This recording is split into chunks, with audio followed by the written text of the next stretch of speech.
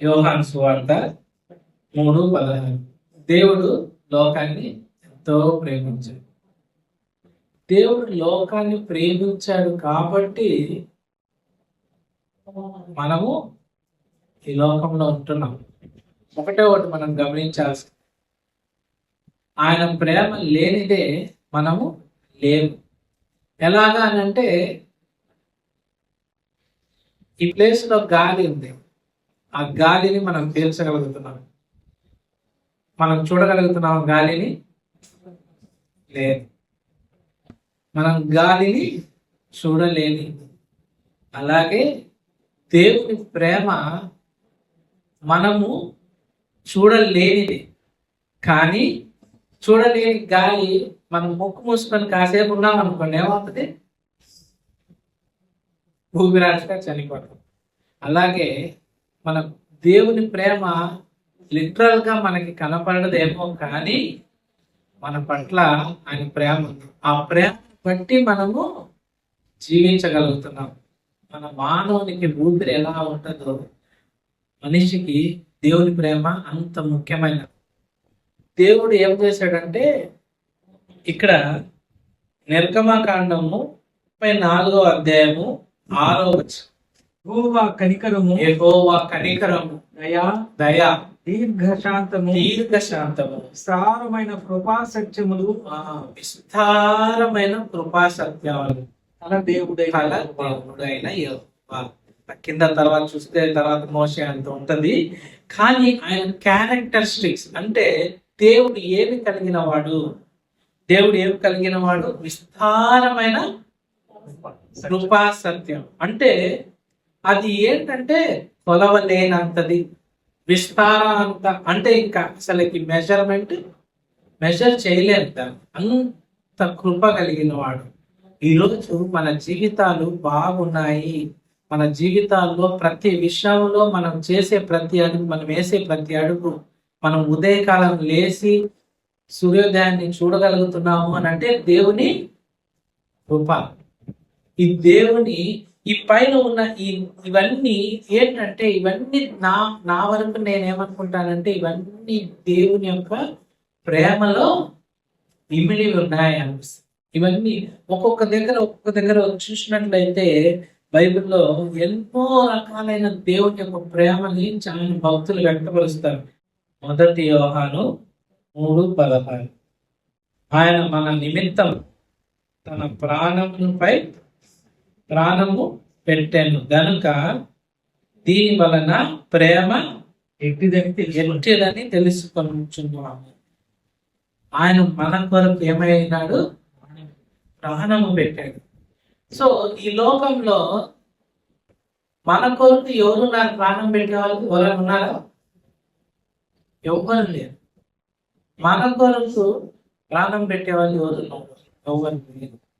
మన దేవుడు మనల్ని విమోచించడానికి, ఆయనతో మనము సహవాసం కలిగి జీవించటానికి ఆయన ఏం చేశాడు? తన ప్రాణాన్ని పెట్టాడు. ఎంత ప్రేమ కలిగిన వాడు అని అంటే, అంత ప్రేమ కలిగిన వాడు.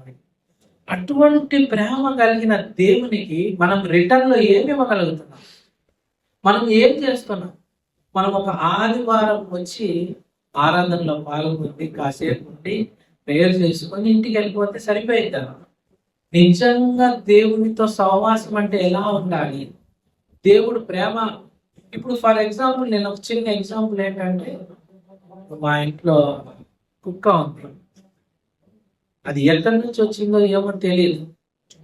దానికి ఆశ్రయం ఇచ్చి తిండి పెట్టాం. అది మనం ఏమంటాం అంటే విశ్వాసం కలిగి జీవిస్తుంది అని అంటాం. కానీ అది ఎంత ప్రేమ కలిగింది! ఒక చిన్న జీవి మన పట్ల మనం ఒక భోజనం పెట్టి కొంచెం దగ్గర చేరిస్తే అంత ప్రేమ చూపిస్తున్నప్పుడు, మన దేవాది దేవుడు మన పట్ల మన జీవితం ప్రారంభించినప్పుడు తల్లి గర్భంలో రూపించబడి నుంచి మనల్ని పిండం వల్ల తయారు చేసి ఆయన చివరి వరకు మన జీవితాన్ని తీసుకొని వస్తున్నప్పుడు మన దేవుడికి మనం ఎట్లా రుణపడి ఉండాలి, మన దేవుడికి మన ఆయన చూపించే ప్రేమకి మనం రిటర్న్ లో ఎలా ఏమి ఇవ్వాలి. మొన్న రీసెంట్ గా సువన్ ప్రార్థన చేస్తా ఉంటే అన్ని రిక్వెస్ట్లే ఉంటున్నాయి. సువన్ ప్రేయర్, నాకు బాగా జ్ఞానాన్ని, మా అమ్మని కాపాడు, మా నాన్న కాపాడు. అయితే అంత ఫస్ట్ ఒక 2-3 సెంటెన్స్ స్థుతి ఉంటది, తర్వాత రిక్వెస్ట్ లిస్ట్ ఎక్కువ ఉంది. నేను చెప్పాను, రిక్వెస్ట్ లిస్ట్ ఎంత ఉంది నాన్న, ఏంటి మరి దేవుడు కోరుకునేది రిక్వెస్ట్ లిస్ట్? ఇప్పుడు ఒకటి నాకు అనిపించింది, ఇది ధ్యానం చేసి, మనం దేవుడికి మన దీన్ని ఎంత ఇస్తున్నాం, మనం సంపాదించిన దానిలో దశం భాగం ఇస్తున్నాం. మన రిక్వెస్ట్ కూడా ఎంత ఉండాలా? దశం భాగంలో దశం ఉండాలా, 10% 10 ఉండాలి. మళ్ళీ మరి మన రిక్వెస్ట్ ఏమో 100%, రిటర్న్ ఏమో 10%. ఇది దేవుడు నిజంగా ఆయన, నాకు అనిపిస్తుంది ఆయన ప్రేమ స్వరూపి కాబట్టి ఇవన్నీ చూడకుంటున్నాడు. అయ్యా నువ్వు ఇచ్చింది ఇంత కాబట్టి నీ కొలత ఇంతే, నీకు ఇంతే నేను ఇవ్వాలా అని మనకి ఇచ్చాడు అనుకోండి, మనం ఏ పార్టీ వారు, మనం ఉన్న స్థితి, మనం పీలుస్తున్న గాలి, మనం ఉన్న ఎన్విరాన్మెంట్, మన ప్రతి జీవితంలో, కుటుంబ వ్యవస్థలో కానీ, అమ్మ నాన్న విషయంలో కానీ, భార్య భర్త విషయంలో, పిల్లల విషయంలో కానీ, ప్రతిది దేవుడు సమృద్ధిగా మనల్ని ఏం చేసుకుంటున్నాడు, ఆశీర్వదించి ఉంటున్నాడు. సో రిటర్న్ గా మనము దేవునికి ఏమిస్తున్నాం? దేవునికి నిజంగా మనము ఆయన సమయాన్ని దేవునికి ఇస్తున్నామా? ఆయనకు సమయం ఇవ్వటం అంటే ఏది? ఆయన మన దగ్గర నుంచి కోరుకున్నది ఏంటి?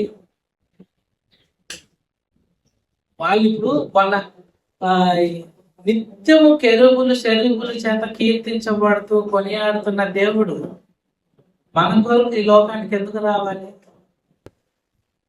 మనల్ని రక్షింపజేయలేడు. ఆయన ఏమంటున్నాడంటే, మన హృదయ అంతరంగం నుంచి ఆయన ఏం చేయాలి? ఆయన కొనియాడాలి, స్తుతించాలి. రిటర్న్స్ లో ఏమి ఆయన ఫైనాన్షియల్ కానీ ఇంకోటి అడగట్ల. మన యొక్క స్తుతి, మన యొక్క కీర్తన ఆయనకి ఎట్లా ఉంది? పైన సువాసనగా ఉంటుంది. మనము మన జీవితాల్లో మనం అది చేయగలుగుతున్నాము దేవునికి? ఆయన ప్రేమకి రిటర్న్ గా మనం ఇవ్వగలుగుతున్నామా? మనం నిత్యము పొద్దున లేస్తేనే ఆ మోకాల్లోకి ప్రార్థన చేసేసి ఈరోజు ప్రార్థన ఇది అయిపోయింది అని అనుకుంటున్నావా?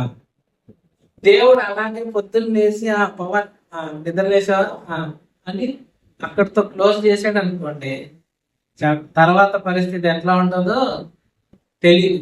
భయంకరంగా ఉంటుంది సిచ్యువేషన్. నేను అనుకుంటా ఉంటా, నేను ట్రావెల్ చేస్తున్నప్పుడు, సునీత అంత రోడ్లో వెళ్తున్నప్పుడు, మనం ఎంత జాగ్రత్తగా ఉన్నా సిచ్యువేషన్స్ మన చేతిలో ఉండవు, భయంకరంగా ఉంటాయి. మనం బాగా కరెక్ట్ రోడ్లో వెళ్తున్నా కూడా ఎదుటోళ్ళు వచ్చి మనల్ని గుద్దే పరిస్థితులు ఈ రోజు చూస్తున్నాం. అటువంటి సిచ్యువేషన్స్ నుంచి దేవుడు మనల్ని ఏం చేస్తున్నాడు? కాపాడుతున్నాడు.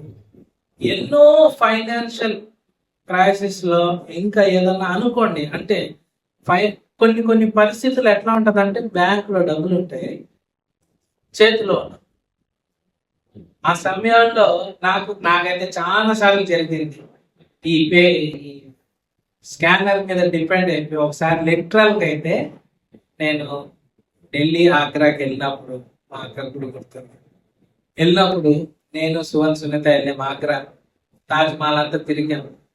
అకౌంట్లో ఏమో డబ్బులోనే, ఏటీఎంలు పనిచేయట్లేదు. అక్కడ ఎక్కడ ఆగ్రాలో యూపీఐ పేమెంటే లేదు, జీరో, ఎవరు తీసుకోవట్లే. మరి ఏంటి? ఎక్కడైనా హోటల్కి వెళ్ళి తిందాము అంటే సుమంతో వెళ్తూ డబ్బులు అడుగుతున్నాను, జోబులో డబ్బులు లేదు. సరే చివరికి ఏం చేసామంటే మెక్డానల్డ్స్కి వెళ్ళాం. మెక్డానల్డ్స్ లో ఒక్కటే కార్డు స్వైప్ చేస్తాడు వాడు, అని మెక్డొనాల్డ్స్కి వెళ్ళి ఆ రోజు భోజనం మెక్డొనాల్డ్స్. ఇటువంటి పరిస్థితి, డబ్బులు ఉన్నా కూడా మనమేమి యూటిలైజ్ చేసుకోలేని పరిస్థితి. మానవుని యొక్క ప్రయత్నాలు ఇట్లా ఉంటాయి. దేవుడు నిజంగా దేవుడే తలచితే అటువంటి సిచ్యువేషన్స్ ఏమవుతాయి, తారుమారైపోతాయి. కాబట్టి ఆ సందర్భాలలో దేవుడు మనల్ని ఎన్నో విధాలుగా, ఎన్నో కుటుంబ సమస్యలే కానీ, ఫైనాన్షియల్ ప్రాబ్లమ్సే కానీ, లేదంటే సంతోషం ప్రాబ్లమ్స్ అనే కాదు నేను అనేది, సంతోషంలో కూడా ఎవరు ఉండాలి, దేవుడు ఉండాలి. నువ్వు నేను సంతోషంగా ఉంటున్నాము అని అంటే మన దేవుడిని బట్టే. దేవుడు ఈరోజు ఆరోగ్యంగా ఉన్నాము, అన్ని విధాలుగా మన పిల్లలు బాగున్నారు, మనము అంతా ఉన్నాము, మన రిలేటివ్స్ బాగున్నారు మనతో అన్నాం కాబట్టే సంతోషంగా ఉంటున్నాం. అదే ఎవరైనా మనల్ని సనుగుతున్నారు అనుకోండి పక్కన నుంచి, మనం సంతోషంగా ఉండగలమా? లేదు. సో ఇటువంటి సిచ్యువేషన్ ని క్రియేట్ చేసిన దేవుడు ప్రేమామూర్తి, ప్రేమ కలిగిన దేవుడు ని మనం ఎలా ఆయన్ని కొన్నాడుతున్నాం, నిజంగా మన సమయం దేవుడికి ఇవ్వగలుగుతున్నాము. సో బాబాయ్ ఇందాక చెప్పినట్టు వాక్యం, ఇది ఆరాధనలో, ఆరాధన అనేది ఒక టైం బౌండ్, లేదంటే ఒక రోజు, లేదంటే ఒక సమయము, ఒక స్థలముకి కేటాయించింది కాదు. ఇది ఏంటంటే వ్యక్తిగతమైన స్థితి, దేవునికి మనకి ఉన్న సంబంధం, దేవునికి మనకున్న కనెక్షన్. అటువంటి కనెక్షన్ ని నిత్యము మనము కనెక్ట్ చేసి ఉంటున్నాము. ఇప్పుడు ఫర్ ఎగ్జాంపుల్ మనం అనుకుంటాం వైఫై మనం మొబైల్ తో కనెక్ట్ లేదంటే ఏమవుతుంది, నెట్ డిస్కనెక్ట్ అయిపోతుంది, వాట్సాప్ కాదు. అలాగే దేవునితో మనం ఎప్పుడైతే కనెక్షన్ కలిగి ఉన్నామో అప్పుడు మనం ఏమవుతున్నాం, మనకు దేవుని యొక్క ప్రతి ఒక్క ఆశీర్వాదం కానీ, ప్రతి ఒక్క మన సిచ్యువేషన్ నుంచి అవుట్కమ్ కానీ, మన పరిస్థితిని లేవనెత్తటం కానీ, అన్ని ఆయన ఏం చేయగలుగుతున్నాడు, ఉచితంగా ఆయన ప్రేమను బట్టి మనకి చేయగలుగుతున్నాడు. మన దేవునికి నా వరకు నేను, నా ఎగ్జాంపుల్ నా లైఫ్ లో ఏంటంటే, మా నాన్న ఉండేవాడు, మా అక్క నేను ఉన్నప్పుడు ఎవరి ముందు పోయినా మమ్మల్ని తిడతా ఉండేవాడు. ఆయన ఏంట్రైనా ఎప్పుడు ఒక మాట పొగిడాడు మా బంధువులతో. ఎట్లా నా రిలేటివ్స్ అందరితో కలిపితే ఎవరైనా వాడు వీడు ఈ పలానా సైన్స్ ఫేర్ లో పాల్గొన్నాడు, పలానా స్కూల్లో మంచి మార్కులు, వాడిని శబాష్ అంటాడు. నువ్వెందుకు నేర్చుకో అని అంటాడు. వాళ్ళు కొన్ని తిట్టద్దులే, పొగడద్దులే, తిట్టను కూడా తిట్టుకొని ఉంటే చాలు అనిపించేది. కానీ తర్వాత క్రమేణా ఏం తెలిసింది అని అంటే, మేము లేనప్పుడు ఆయన మా గురించి చాలా గొప్ప చెప్పాడు. మా ముందు చెప్తే ఏమవుతాం, మేము ఏదో మా భుజాలు పైకి ఎగిరేసుకుని అనుకుంటాం అనే ఫీలింగ్ తో మా ముందు చెప్పేవాడు మేము కాదు. కానీ మా వెనకాల మా గురించి, అరే మీ నాన్న పని చెప్తాడు మీ గురించి అనేవాడు. తర్వాత అట్లా దేవుడు, తండ్రి అయిన దేవుడు మన గురించి ఎంతగానో ఆలోచించి మన పట్ల ఆశీర్వాదాలు ఇవ్వాలని ఆశపడుతుంటే మనం ఏం చేస్తున్నాము, ఆయనతో కనెక్షన్ కలిగి ఉంటున్నాము. పొద్దున్న లేసి నామకార్థంగా బైబిల్ చదివి ప్రార్థన చేసి వెళ్ళిపోవడం కాదు. నిత్యము, ప్రతి సమయము, ప్రతి అడుగు, ప్రతి ఇది. ఇప్పుడు నా వరకు నా ఎక్స్పీరియన్స్ లో ఎట్లా ఉండేదంటే, నేను ఏం చేసినా కూడా మా నాన్నతో చెప్పి చేసేవాడు. వెదర్ అంటే అది చిన్న పని అయినా కానీ, పెద్ద పని అయినా కానీ ఆయనతో చెప్తే నాకేమయ్యేదంటే గైడెన్స్. మనకు ఆలోచన ఉన్నప్పటికీ మన పెద్దలు మనకి వాళ్ళు ఎక్కడో కావాల్సిన జ్ఞానాన్ని మనకి వాళ్ళ ఎక్స్పీరియన్స్ మనకి ఇస్తారు. అట్లాంటిది నాకు అనిపిస్తుంది, మా తండ్రితో ఎప్పుడైతే డిస్కస్ చేస్తున్నాను, at the same time I need to talk with God. దేవుడితో కూడా నేను మాట్లాడాలి. కొన్ని సందర్భాల్లో నా పర్సనల్ ఎక్స్పీరియన్స్ చెప్తున్నా. నేను కూర్చొని దేవుడితో ఏంటి ఇది ఇది అంటే ఐ నీడ్ టు డిస్కస్ అన్నమాట. దేవుడితో మనం ఇప్పుడు ఒక ఫ్రెండ్ లేదా ఎవరితో కూర్చొని మనం మాట్లాడుకుంటే ఎలా ఉంటుంది, అలా మనం ఎప్పుడైతే మాట్లాడతామో దేవుడు నిజంగా మన మైండ్ తెరిచేవాడుగా ఉంటాడు. దేవుడు మనకు కావాల్సిన ఆలోచన మన మనసులో పెట్టేవాడుగా ఉంటున్నాడు. నువ్వు బిజినెస్ ఎంత గొప్పగా చెయ్యి, దానిలో ఉన్న మెలుకులు నీకు నేర్పించేవాడిగా ఉంటున్నాడు. నువ్వు ఉద్యోగ రీతిగా నీ కొలీగ్స్ తో కానీ నీ వీరితో ఉన్నప్పుడు ఆ సందర్భంలో ఆ సహవాసంలో నిన్ను హెచ్చుగా నిలబెట్టేవాడిగా ఉంటున్నాడు. ఎప్పుడు అని అంటే దేవుడితో మనం ఎప్పుడైతే కనెక్షన్ కలిగి ఉంటాము. ఈ కనెక్షన్ ఎప్పుడు కలిగి ఉంటాము అని అంటే దేవుణ్ణి మనము నిత్యము ఆయన్ని స్తుతింపజేయాలి, నిత్యము ఆయన్ని కొనియాడాలి, నిత్యము ఆయన్ని కీర్తించాలి. 1 యోహాను 4:8.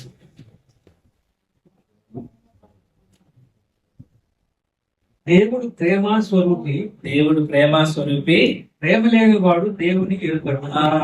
ఇక్కడ ఇదొక కొటేషన్. దేవుడు ప్రేమ స్వరూపి, ప్రేమ లేనివాడు దేవుని ఎరుగడు. దేవుని ఎరుగడు. సింపుల్, తీసేశాడు అక్కడ దేవుడు. అంతే. ఏమని? నీవు నేను ప్రేమ లేకపోతే ఏమై ఉంటున్నావు? దేవుణ్ణి ఎరగని వారిగా ఉంటున్నాం. సో మనం ఉన్న స్థితి, మనం ఉన్న పరిస్థితి, మనం ఉన్న సరౌండింగ్స్, మనం ఉన్న ఒక కుటుంబంలో కానీ, ఒక సొసైటీలో కానీ, ఒక కార్పొరేట్ సెక్టర్లో కానీ, ఎక్కడైనా కానీ మనం ఏం కలిగి ఉండాలి? ప్రేమ కలిగి ఉండాలి. నిజంగా మనం ఈ వర్డ్ మటుకు నేను ఎక్కడ చూసినా అయినా ప్రపంచంలో ఎక్కడైనా ఏంటంటే లవ్ కి రిప్రజెంట్ ఎవరు అంటే జీసస్ క్రైస్ట్. సో ప్రపంచంలో ఎక్కడైనా కూడా the real peace keeper of the earth అంటే ఎవరంటే జీసస్ క్రైస్ట్. సో ఒక ప్రేమ కలిగి మనం జీవిస్తున్నాము అని అంటే మనం ఎవరిని రిప్రజెంట్ చేస్తున్నాం? మన ప్రియమైన యేసు, మన దేవుడిని మనము రిప్రజెంట్ చేస్తున్నాం. సో మనం రిప్రజెంట్ చేయాలి అని అంటే మనం బోర్డు రాసుకొని లేదా మనం నేమ్ ప్లేట్ పట్టుకొని నిలబడాల్సిన అవసరం లేదు. సో ఇన్ అవర్ బిహేవియర్, మన యొక్క సిచ్యువేషన్, మన యొక్క పరిస్థితులు బట్టి ఆ సిచ్యువేషన్ లో మనం ఎలా అయితే హ్యాండిల్ చేయగలిగి ఉంటున్నామో దాన్ని బట్టి మనలో ఉన్న దేవుని వాళ్ళు చూడగలగాలి. అటువంటి జీవితం ఎప్పుడైతే కలిగి ఉన్నామో మనం ఎవరిని కలిగి ఉన్నాం? నేను ప్రభుని కలిగి ఉన్నాం. ఇక్కడ అంటాడు అది, ఆ ప్రేమని లేనప్పుడు మనం ఏమి దేవుణ్ణి కలిగి లేవు. సో దేవుణ్ణి కలిగి ఉండటం అంటే మనం ఏమంటే సహోదర ప్రేమ కలిగి ఉండటం. రోమీయులకు రాసిన పత్రిక 5వ అధ్యాయము 8వ వచనం. అయితే దేవుడు మన ఎడల తన ప్రేమను వెల్లడిపరచుచున్నాడు. ఎట్లనగా మనం ఇంకనూ పాపులమై ఉండగానే క్రీస్తు మన కొరకు చనిపోయాడు. కాబట్టి ఆయన రక్తం వలన ఇప్పుడు నీతిమంతులుగా తీర్చబడి మరింత నిశ్చయముగా ఆయన ద్వారా ఉగ్రత నుండి రక్షించబడుదును. ఇక్కడ ఏమవుతుంది? ఉగ్రత అని వర్డ్ని మనం హైలైట్ చేసినట్లయితే, ఉగ్రత అంటే ఇంకా దాన్ని మనం ఏ దాంతైనా కంపేర్ చేసుకోవచ్చు, ఎటువంటిదైనా అవ్వచ్చు. అంటే ఒక బలమైన ఒక ఫోర్స్ మన మీద, అది ఎటువంటి సిచ్యువేషన్ అయినా అది మన మీద మనం భరించలేనిది ఏంటి వచ్చింది అని అంటే అది మన మీద ఉగ్రత వచ్చింది అని. అటువంటి సిచ్యువేషన్ నుంచి దేవుడు ఏం చేశాడు? మనల్ని రక్షించాడు కేవలం ఆయన ప్రేమను బట్టి. ఆయన కలువరి గిరిలో కార్చిన రక్తంతో మనల్ని ఏం చేశాడు? విమోచన చేశాడు. సో నేను నేను చెప్పాలనుకుంది ఏంటంటే, మనం నిజంగా క్రీస్తుని కలిగి ఉన్నామా? మనం ఆరాధన చేస్తున్నాము అని అంటే ఆ సమయానికి వచ్చామా, బలలో పొందామా, బ్రెడ్ అండ్ వైన్ లో ఇదయ్యామా దేవుడితో.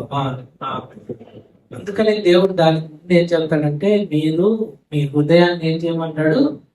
పవిత్రపరచుకునండి, ఎటువంటి ద్వేషం లేకుండా ప్రతి ఒక్కరితో సమాధానపడి వాళ్ళలో పాల్గొంటారు. అంటే సమాధాన పడడం అంటే ఏంటి? ప్రేమ కలిగి ఒకరితో ఒకరు మనము ఎత్తుకొని వారిని మనం ఆహ్వానించి వాళ్ళతో మనం ఎటువంటి ద్వేషతాపలు లేకుండా వాళ్ళతో ఉండడం, అటువంటి జీవితం కలిగి బలలో పాల్గొన్నాం. దేవుడు మన పట్ల ఏం చేస్తున్నాడు? మెండైన ఆశీర్వాదాలు మన పట్ల ఉంచుతాడు. దేవుడు ఆల్వేస్, ఎప్పుడు మన పట్ల ఆశీర్వాదం కలిగిన దేవుడు మన దేవుడు. 24 hours 24/7 మన మీద ఏమై ఉంటున్నాడు? ఆశీర్వాదించే వెయిట్ చేస్తున్నాడు. బట్ మనం ఏం చేయాలి? మన హృదయాల్ని మనం ఆయన కోసం తెరిచి ఉంచాలి. మనం ఎప్పుడైతే ఆయన వైపు కేంద్రీకరించి చూస్తామో, ఆయన సమస్తం ఈ లోకాన్నే ఎవరి కోసం సృష్టించాడు? ఆయన మన కోసం, మన కోసం సృష్టించి ఆయన ఉంచాడు ఈ లోకాన్ని. అటువంటి సృష్టికర్తని మనం ఏం చేయాలి? ఆత్మతో సత్యంతో ఆయన్ని ఆరాధించాల్సిన వారిగా ఉంటున్నాం. ఆయన చూపించిన మార్గంలో నడచాల్సిన వారిగా ఉంటున్నాం. ఆయన చూపించిన ప్రేమని, ఆయన చూపించిన మార్గాన్ని, ఆయన ప్రేమని మనము ఇతరులకి పంచాల్సిన వారిగా ఉంటున్నాం. అటువంటి జీవితం కలిగి జీవించేటప్పుడు దేవుడు నిత్యము మన పక్కన ఉండి మనతో నడిపించేవాడిగా ఉంటున్నాడు. ఈ చిన్న వాక్యాన్ని దేవుడు దీవించును గాక.